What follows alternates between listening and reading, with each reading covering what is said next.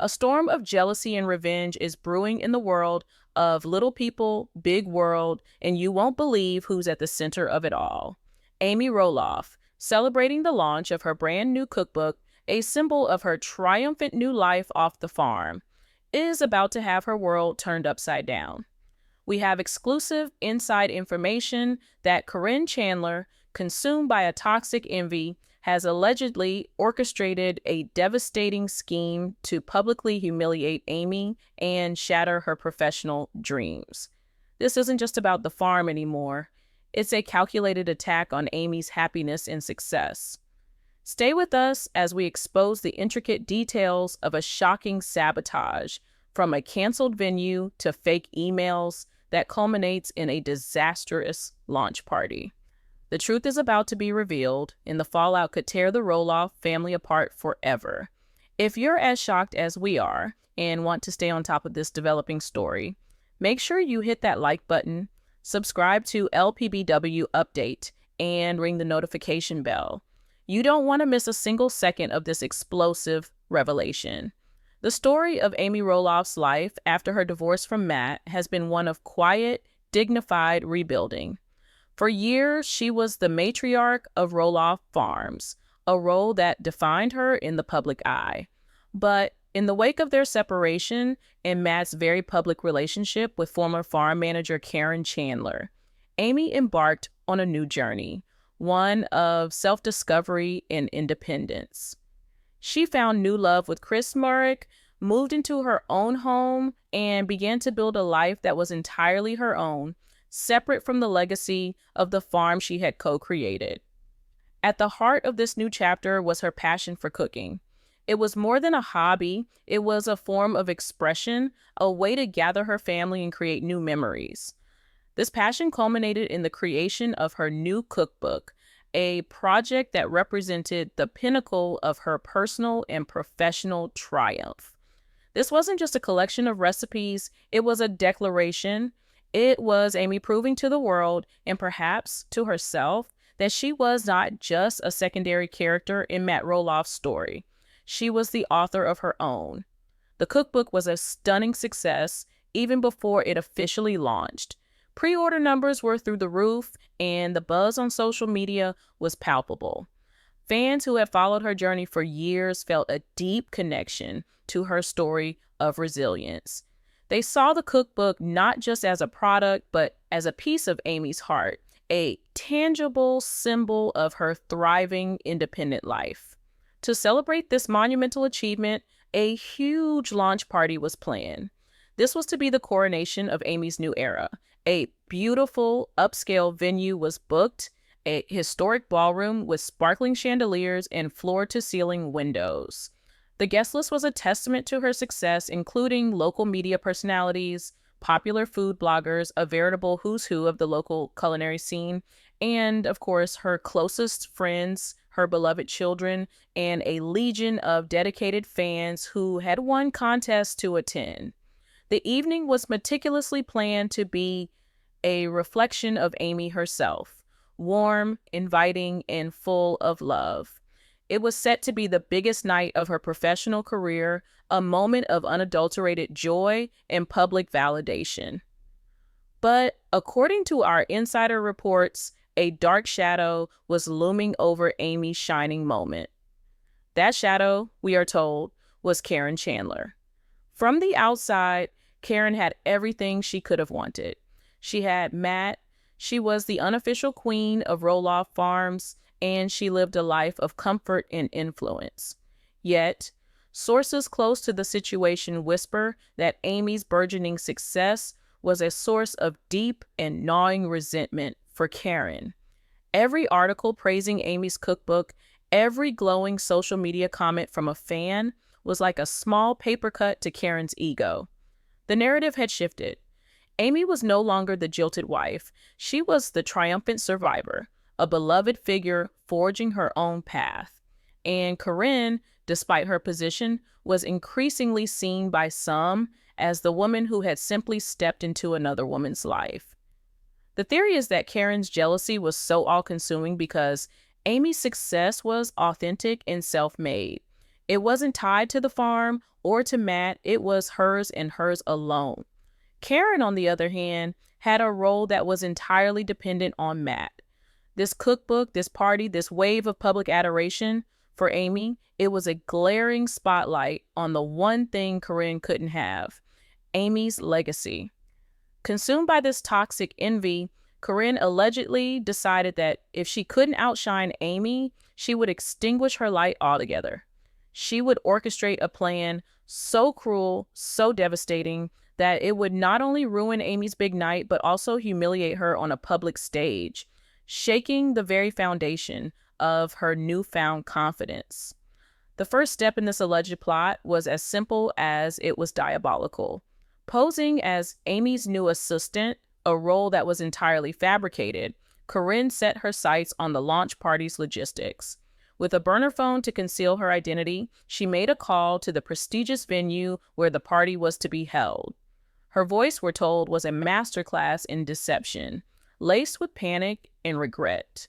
She spoke quickly, breathlessly, spinning a story of a sudden and severe family emergency that required Amy's immediate and undivided attention.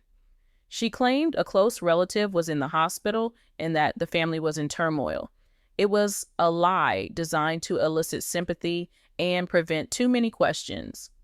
With a heavy heart, the fictitious assistant explained, the entire launch party had to be canceled. The venue coordinator, completely unsuspecting, expressed their condolences and, following protocol, processed the cancellation. In a single 5-minute phone call, the centerpiece of Amy's celebration was gone. The foundation of her perfect night had been ripped out from under her, and Amy didn't even know it yet. The cruelty was in the details. By fabricating a family emergency, the saboteur made it nearly impossible for the venue to question the decision, ensuring the cancellation was swift and final. When Amy received the call from the venue confirming the cancellation she had supposedly requested, her world tilted on its axis. Confusion quickly gave way to frantic panic. She insisted there was a mistake, a misunderstanding, but the venue was firm. Her assistant had called, they said, citing a grave family crisis. Amy, of course, had no new assistant. A cold dread washed over her. Who would do this and why? But there was no time to unravel the mystery. Her launch party, the culmination of years of work, was just days away. With invitations sent, media confirmed, and hundreds of guests expecting a celebration, she couldn't simply let it fall apart. What followed was a desperate, high-stakes scramble.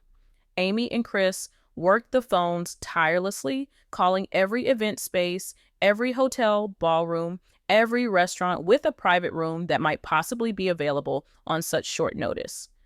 The stress was immense, a cloud of anxiety and suspicion hanging over what should have been a joyous countdown. They eventually found a replacement venue. It was smaller, less glamorous, and lacked the polished elegance of the original location, but it was available. It was a compromise born of desperation. Amy put on a brave face, determined not to let this bizarre and malicious act derail her moment.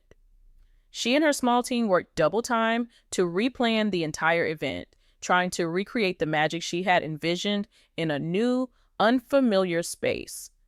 But the clock was ticking, and the saboteur, we believe, was just getting started.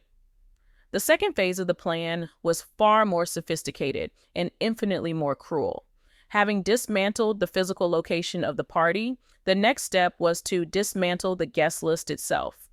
The saboteur needed to ensure that even at the new venue, Amy would be celebrating alone. Caryn allegedly turned her attention to the event's online RSVP list. In the modern world, this was the event's digital heart, a complete list of every person who had eagerly confirmed their attendance.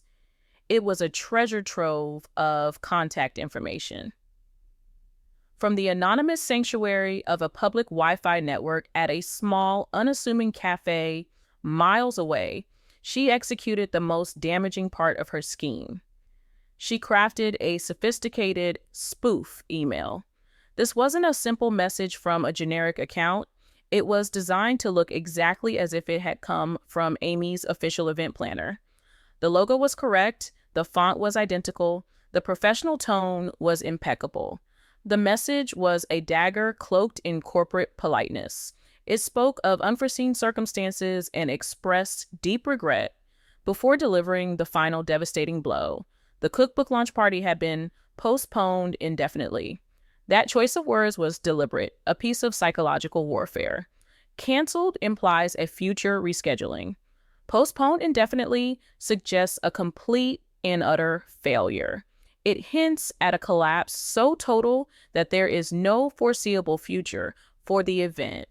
The email was sent to every single person on the RSVP list, every fan, every friend, every media contact.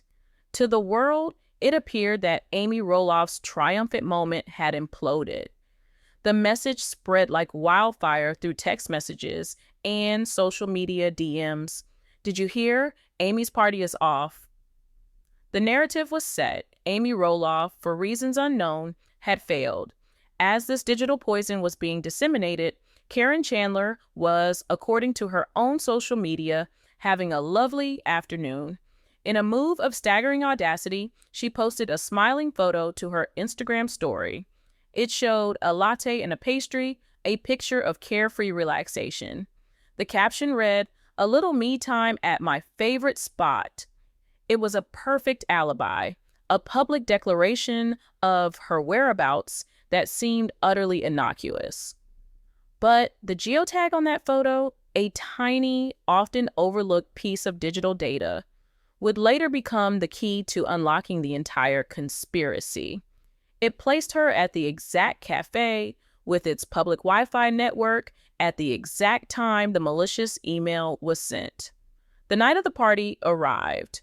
At the new, hastily arranged venue, Amy stood, a beacon of nervous energy and forced optimism. She wore a beautiful dress, her hair and makeup were perfect, and a warm smile was fixed on her face. She had overcome the mysterious cancellation of her first venue, and she was ready to celebrate. She checked her watch. 7:00 p.m., the official start time. She expected a flood of people, a joyous chaos of congratulations and camera flashes. But the flood never came. The room, which already felt like a second-best compromise, remained cavernously empty. The minutes ticked by, each one stretching into an eternity of silence. 7:15, 7:30, a handful of her closest friends and her children arrived, their faces etched with confusion. They hugged her, but their congratulations were followed by questions. "We almost didn't come, Amy. Why did you cancel the party?" "We only came because we decided to call you directly after we got that strange email." Amy's smile faltered. "Email? What email?" Her heart sank as they pulled out their phones and showed her the message. The professionally worded, completely convincing email announcing that her event was postponed indefinitely. The blood drained from her face. It wasn't just the venue. This was a coordinated, deliberate attack. She looked around the nearly deserted room at the untouched platters of food, the expectant catering staff, the lonely-looking DJ playing music to an empty dance floor. The few media members who had shown up, likely after making their own follow-up calls, began to murmur amongst themselves, their expressions shifting from professional interest to pity. The public humiliation she was experiencing was a palpable thing. It filled the empty spaces in the room, suffocating her. This was meant to be her triumph, a testament to her new life. Instead, she was standing in the wreckage of a meticulously planned disaster, feeling like a failure. She thought of the hundreds of fans who now believed she had let them down, the professional contacts who thought her a flake. The pain was immense, a crushing weight of embarrassment and heartbreak. She fought back tears, her mind racing. Who hated her this much? Who would go to such lengths to destroy her? The evening ended early. There was no point in pretending. The few loyal guests who had come did their best to console her, but the damage was done. The night that was supposed to symbolize her ultimate success had become her most public failure. Amy was heartbroken, her spirit battered by the sheer malice of the act. She couldn't wrap her head around the cruelty of it. But amidst the sorrow, a different emotion was taking root in her partner, Chris Marek. As he watched Amy's devastation, his sadness curdled into a cold, hard fury. He was a practical man, a problem solver, and he refused to let this go. This wasn't a random act of misfortune.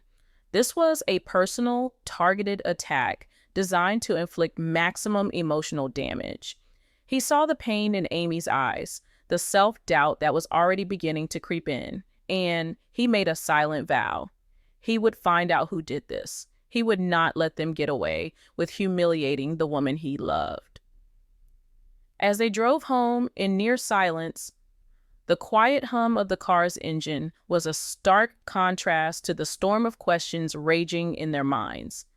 But for Chris, one question rose above all others. Who had the motive, the means, and the malevolence to orchestrate such a perfect storm of sabotage? He didn't have the answer yet, but he was determined to get it. The investigation was about to begin. The saboteur had won the battle of the launch party, but Chris was about to start a war to uncover the truth.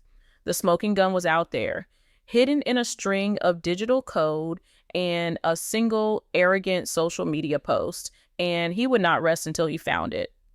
The reckoning was coming. The silence in the car on the way home was heavier than any argument ever could be. Amy stared out the window, the blurred city lights mirroring the tears in her eyes, while Chris's hands gripped the steering wheel, his knuckles white. The humiliation of the evening was a raw, open wound. But as our sources have exclusively detailed, for Chris, the heartbreak was already crystallizing into cold, hard resolve. He wasn't just Amy's partner, he was her fiercest protector. He knew this wasn't a series of unfortunate coincidences. This was a targeted attack, an assassination of Amy's character and career, executed with military precision. And he would not rest until he had a name. The next morning, while Amy tried to lose herself in the mundane tasks of unpacking decorations from a party that never was, Chris set up a command center at their dining room table. The first and most crucial piece of evidence was the email. He had Amy's friends forward him the original message, not the forwarded copy, but the source file with all its hidden data. Chris, while a successful real estate agent, was no cybersecurity expert, but he had a network of contacts built over a lifetime. He made a call to a friend, a man we'll call David, who had made a career in the tech world. David was a digital forensics specialist, someone who could read the secret language of the internet. Chris explained the situation, the calculated cruelty of it all, and David, furious on Amy's behalf, agreed to help immediately. He told Chris to send the email file, and he would begin the autopsy. The first thing David looked at was something most of us never see, the email's digital header. He explained to Chris that an email header is like a detailed postmark and travel itinerary rolled into one. It contains a hidden history of the email's journey, tracing its path from the sender's computer through various servers until it lands in an inbox. It's a digital breadcrumb trail. And for a professional like David, it was a map. He quickly confirmed that the email was a spoof. The from address had been forged to look like it came from Amy's event planner, a common trick used by spammers and, in this case, saboteurs. But the header told a deeper story. Buried within the lines of code was the true point of origin, the unique digital address of the computer that sent the message, the IP address. David explained to Chris that an IP address is like a fingerprint for a device on the internet. While it's not a home address, it can pinpoint the network the sender was using. He ran the address through a series of databases, his fingers flying across the keyboard. The result came back in seconds. and it was the first major breakthrough of the investigation. The IP address wasn't from a private home or a corporate office. It was registered to a public Wi-Fi network, specifically the guest Wi-Fi at a small independent coffee shop called the Daily Grind, located in a suburb about 20 miles from Roloff Farms. This was both a lead and a potential dead end. A public Wi-Fi network is, by its nature, anonymous.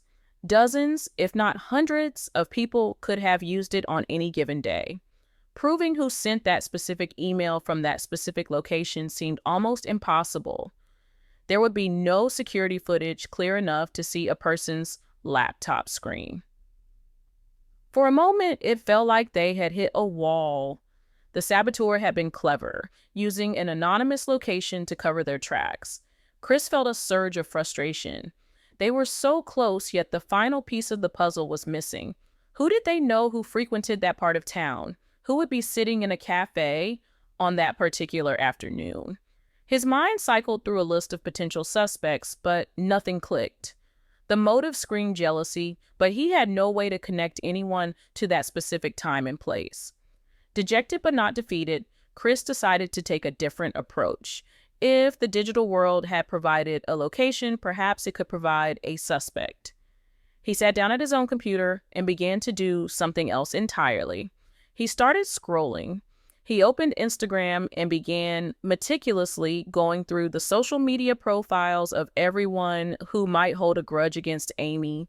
It was a long shot, a digital fishing expedition.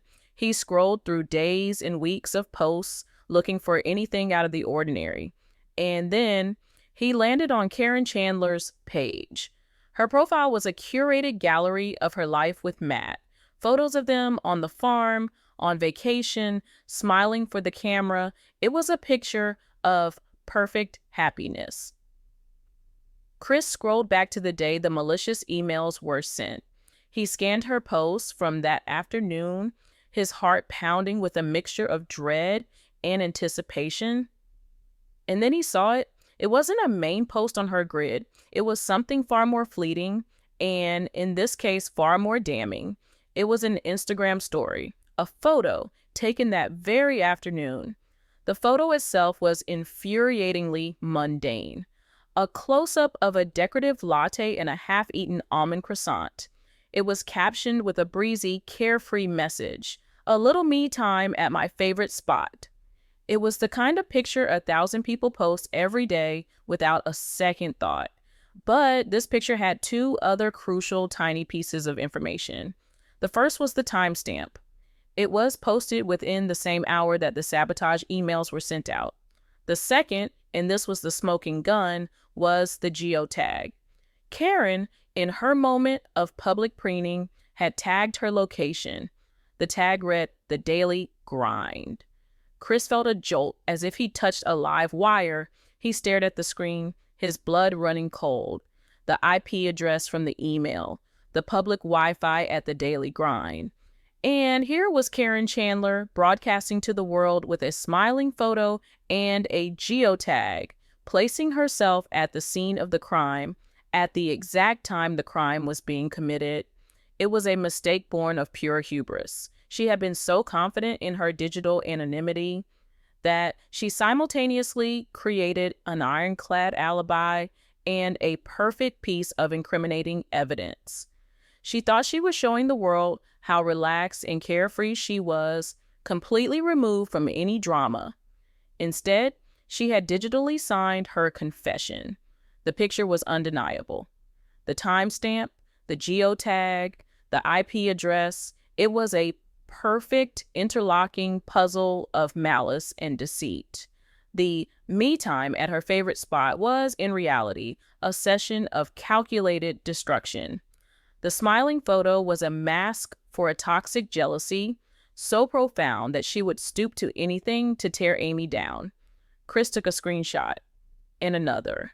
He saved the image, documented the time, and cross-referenced it with the data from his tech-savvy friend. The case was closed. He now had the what, the where, the when, and the who. The only thing left was the why, but he already knew the answer to that. He looked at the photo of Caryn's latte one more time, a symbol of such casual cruelty, and he felt a wave of protective fury for Amy. He had the proof. Now it was time for reckoning. Armed with this irrefutable digital evidence, the time for quiet investigation was over. Chris and Amy discussed the next steps, a somber and difficult conversation.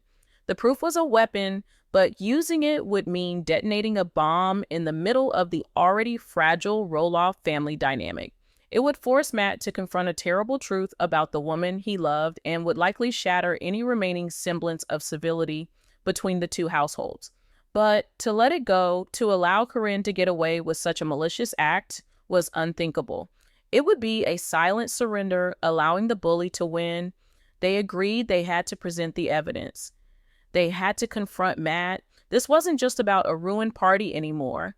It was about drawing a line in the sand against a pattern of toxic behavior that threatened to poison everything.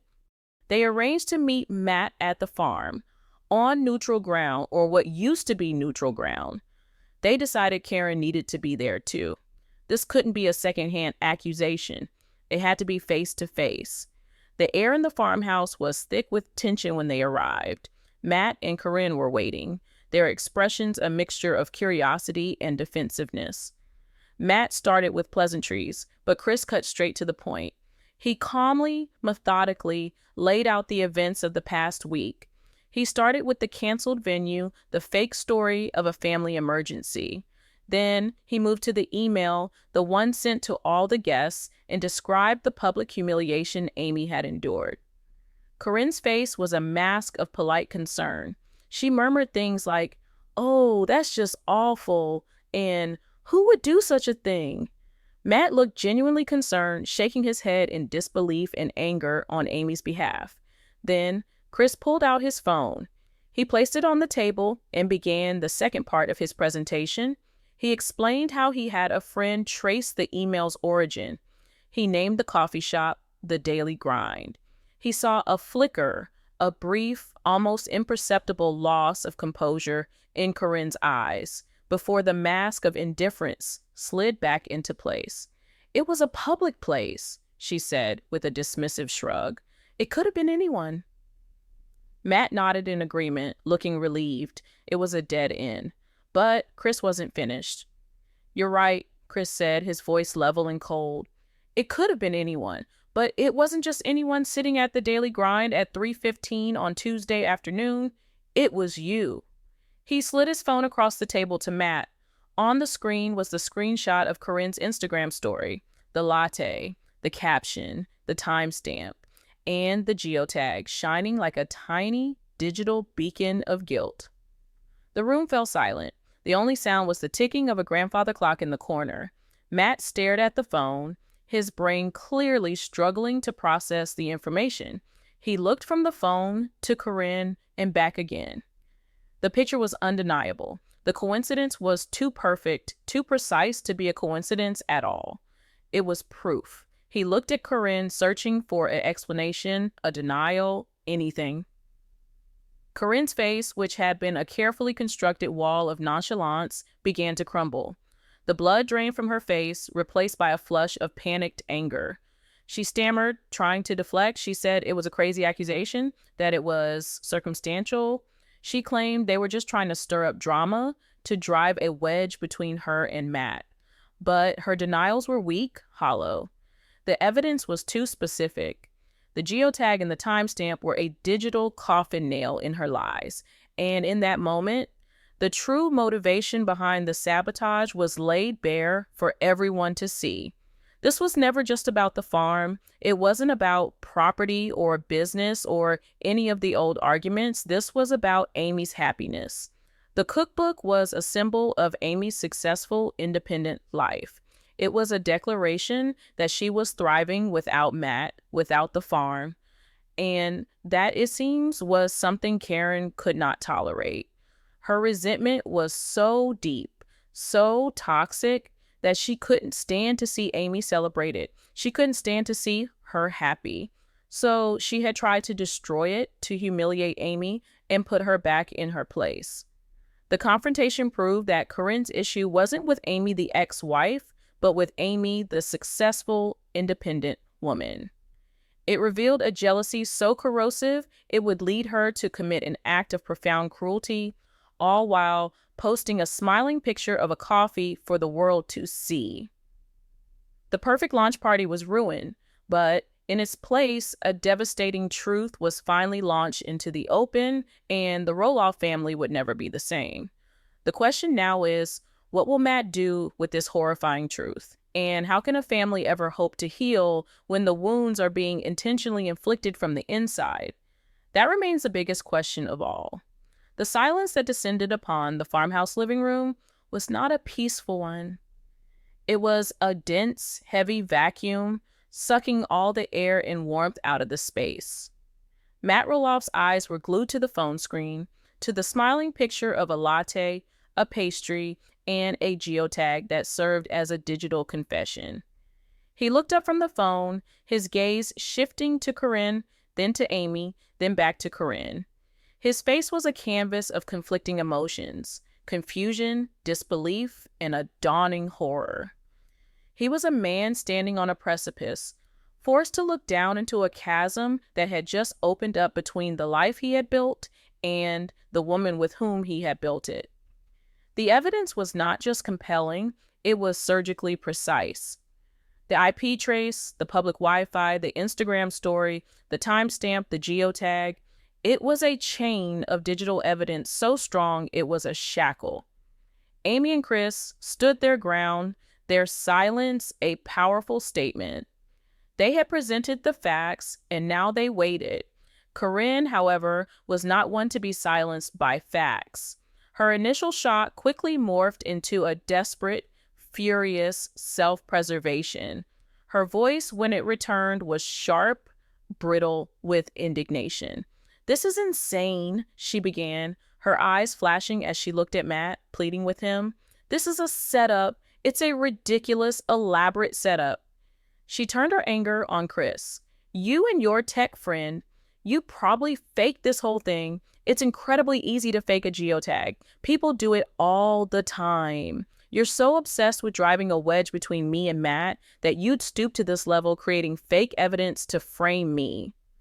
She scoffed, a harsh, humorless sound. "And for what? Because a party didn't go well? Amy, people have bad parties every day. Maybe your fans just didn't show up. You can't blame me for that and invent some conspiracy theory." She then pivoted to a different tactic, victimhood. Tears welled in her eyes, her voice trembling with practiced vulnerability. "Matt, you know me. You know my heart. Would I ever do something so hateful, so cruel? This is who they think I am. After all these years, they still see me as the villain. They will never accept our happiness, and they will do anything to tear it down." It was a masterful performance designed to appeal to Matt's deepest insecurities and his protective instincts. She was painting this not as a confrontation about her actions, but as an attack on their relationship, on their life together. She was making herself the victim of Amy and Chris's supposed bitterness. Matt, caught in the crossfire, was paralyzed. On one hand, there was the cold hard data on the phone screen.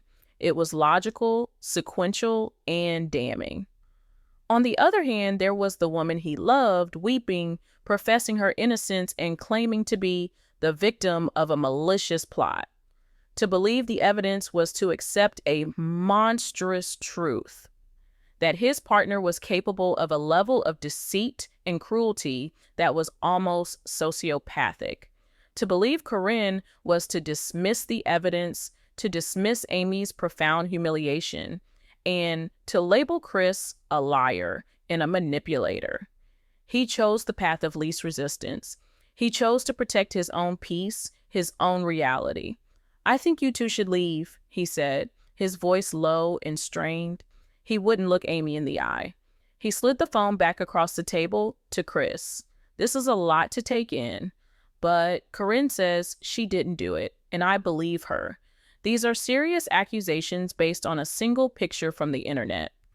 His justification sounded weak even to his own ears. It was a willful act of denial. He was choosing to believe the comfortable lie over the inconvenient truth because the truth would require him to dismantle his entire life. Amy looked at him, and in her gaze, there was not anger, but a deep, profound pity. She had seen this before, his talent for avoiding difficult truths, for constructing a reality that suited him. She had lived with it for 27 years. She simply nodded, a silent acknowledgement that nothing had changed. Chris, however, was less serene. He picked up his phone, the proof of Caryn's guilt glowing on the screen. "You saw the evidence, Matt," he said, his voice tight with controlled rage. "This isn't about believing her. This is about you choosing not to believe the facts. We came to you with the truth, and you've made your choice." With that, he and Amy turned and walked out of the farmhouse, leaving Matt and Caryn alone in the suffocating silence of a truth that had been spoken but refused. The moment the door closed, the dynamic between Matt and Caryn would have shifted. According to our inside sources, the immediate threat was gone, but the poison was now in the room. Caryn's tears of indignation would have dried up, replaced by a lingering paranoia. She had won, for now. Matt had sided with her, but the seed of doubt had been planted, and they both knew it. Matt's defense of her had been hollow, a knee-jerk reaction rather than a conviction. He was a man who prided himself on logic and business sense, and the evidence presented by Chris was logical. It was a solid case. In the days that followed the confrontation, a new, unspoken tension would have settled over the farm. Matt would have found himself watching Caryn, studying her in unguarded moments. He would replay the conversation in his mind, the cold certainty in Chris's voice, the damning precision of the geotag. He might have started his own quiet, clumsy investigation. Perhaps he'd casually bring up the daily grind in conversation just to see how she reacted. "You know, I was over in that area the other day." He might say, "I've never been to that coffee shop you like. What's so special about it?" He'd watch for a flicker of fear, a moment of hesitation. He might have even gone there himself, sitting at a small table, ordering a coffee, and trying to imagine Caryn sitting in that same spot, her fingers on the keyboard, typing out the email that would shatter Amy's big night. He would have looked at the public Wi-Fi login screen and felt a knot tighten in his stomach. He was living in a prison of his own making, haunted by the ghost of a truth he had refused to acknowledge. Caryn, in turn, would have become more vigilant, more controlling. She had to manage Matt's doubt, to ensure the narrative she had constructed held firm.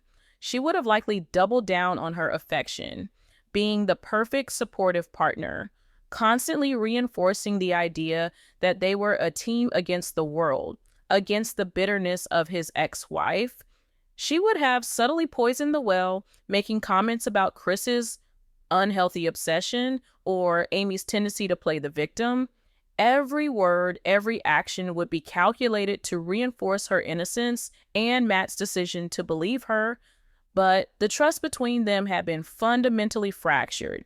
He had chosen to believe her, but the fact that a choice was required at all meant that the unconditional faith was gone. He now had to actively work to believe her, and that is a fragile foundation upon which to build a future. He had looked at irrefutable proof of her character and chose to ignore it. The question that would have echoed in the back of his mind in the quiet hours of the night was a terrifying one. If she was capable of doing that to Amy, what else was she capable of? News of this nature, especially in a family as public as the Roloffs, does not stay contained. It spreads, not like a wildfire, but like a slow-moving, toxic fog. According to our exclusive theories, Chris and Amy would not have broadcast the details of the confrontation, but the truth has a way of seeping out, especially to the children. The first person they likely would have confided in is Zach. Zach and Tori have always maintained a close, if sometimes complicated, relationship with Amy. Zach, in particular, has grown into a man who is fiercely protective of his mother and his own family. When he would have heard the story, not just of the sabotage, but of his father's deliberate decision to ignore the proof, his reaction would have been one of cold, simmering fury. We can imagine the phone call, a tense conversation between Zach and Matt.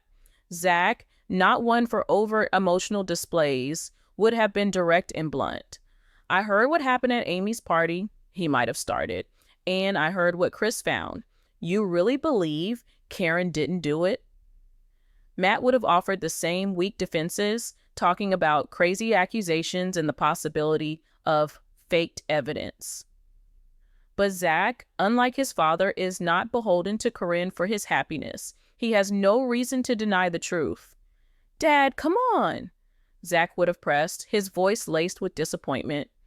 A geotagged photo at the exact time from the IP address of the cafe? You can't be serious. You're choosing to believe this fantasy because it's easier than dealing with the truth about her. This single event could very well be the catalyst that explains the growing distance between Zach and Matt, a distance that has become increasingly apparent to viewers of the show. It's no longer just about disagreements over the sale of the farm. This goes deeper. This is about character. It's about a son looking at his father and not recognizing the man he thought he knew. How can Zach bring his own children, Jackson and Lila, to the farm to spend time with their grandfather, knowing that their grandfather is willfully partnered with a woman who would maliciously and publicly humiliate their grandmother? It puts him in an impossible position. This confrontation would have drawn a line in the sand, not just between Amy and Matt, but between Matt and his own son. And what of Jeremy? Jeremy and Audrey have carved out a life for themselves, separate from the show, but they are still roll-offs. They would have undoubtedly heard the story. Their reaction would likely have been different from Zach's, perhaps less confrontational, but no less impactful. They cultivate an image of intentional living, of authenticity and strong family values. The idea that such toxic deceit exists at the heart of their family's matriarchal and patriarchal figures would be deeply unsettling. It would have reinforced their decision to step away from the show and the drama that comes with it. The rift would have widened, the family dynamic becoming even more fractured. The four Roloff children, once a unit, would find themselves on different sides of an invisible but impenetrable wall, a wall built by Caryn's jealousy and cemented by Matt's denial. The family, the very brand that the show Little People, Big World was built on, was beginning to crumble under the weight of this one ugly secret. In the world of reality television, the on-screen narrative is only half the story. The other half is written by the viewers, the fans, and the online communities that dissect every episode. The story of the cookbook sabotage, even as an insider report, would have ripped through the fan base like a hurricane. The details are so specific, so plausible, that they create a narrative more compelling than anything on the show itself. Online forums and social media comment sections would have exploded. The court of public opinion would have convened, and the verdict would have been swift and brutal. Caryn Chandler, who has long been a polarizing figure, would have been cast as the ultimate villain. The evidence of the geotagged photo is a modern-day smoking gun that is easily understood by a social media savvy audience. It's not a vague rumor, it's a specific, verifiable piece of data. For thousands of fans who have sympathized with Amy's journey of rebuilding her life, this story would be a vindication of their long-held suspicions. It would confirm every negative intuition they ever had about Caryn's motives and character. The narrative that she was a calculating opportunist would no longer be a fringe theory. It would become the mainstream consensus. This public fallout would have a devastating effect on Matt and Caryn's brand. Matt has spent years carefully curating his image as the amiable, creative patriarch of Roloff Farms. His relationship with Caryn has been presented as a gentle, loving second chapter. This story shatters that image. It reframes Matt not as a lovable dreamer, but as a man who is either a fool or a willing accomplice to cruelty. It makes him look weak, controlled, and complicit in the emotional abuse of the mother of his children. His public defense of Caryn in the face of such evidence would be seen as an ultimate betrayal of Amy, cementing his status as a villain in the eyes of many viewers. But for Amy, the result would be the opposite. The initial humiliation of the disastrous party would be transformed into a story of triumph over adversity. The sabotage, paradoxically, would become the greatest marketing tool for her cookbook she could have ever imagined. Fans, outraged on her behalf, would have rushed to support her. We can theorize that cookbook sales would have skyrocketed. Social media would have been flooded with messages of love and support for Amy, with people using hashtags like #HatchetTeamAmy or #Justice for Amy. In a brilliant move, Amy could have organized a makeup launch event, perhaps a live stream party from her own home. It would have drawn in hundreds of thousands of viewers, a massive audience that the original party could have never hoped to attract. She would have stood in her own kitchen, surrounded by her loving husband, Chris, her children, and her grandchildren, and she would have thanked her fans for their incredible support. She wouldn't have to mention Caryn's name. She wouldn't have to mention the sabotage. She would just have to be her authentic, resilient self. It would be the ultimate checkmate. Caryn tried to humiliate her in front of a small ballroom of people, and instead, she ended up being celebrated by a global online community. It's a perfect example of karmic justice. Caryn's scheme to extinguish Amy's light would have only made it shine brighter, illuminating Amy's strength and Caryn's own darkness for all the world to see. The final lingering question is what this does to the future of the Roloff family and the farm itself. The farm has always been the center of their universe, the stage on which their lives have played out.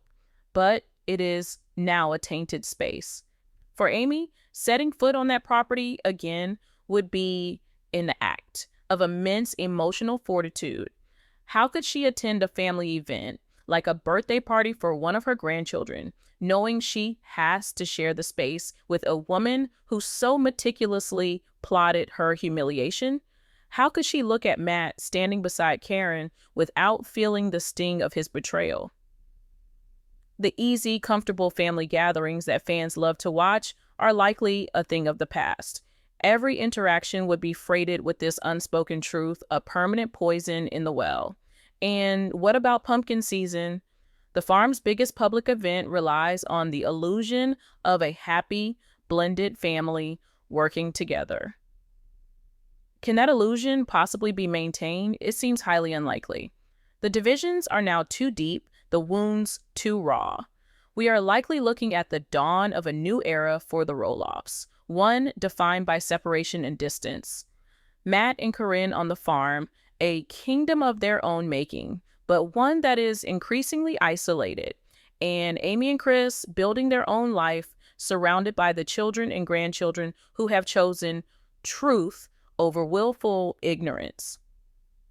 The great irony is that Caryn's alleged attempt to sabotage Amy's independence may have been the very thing that cemented it.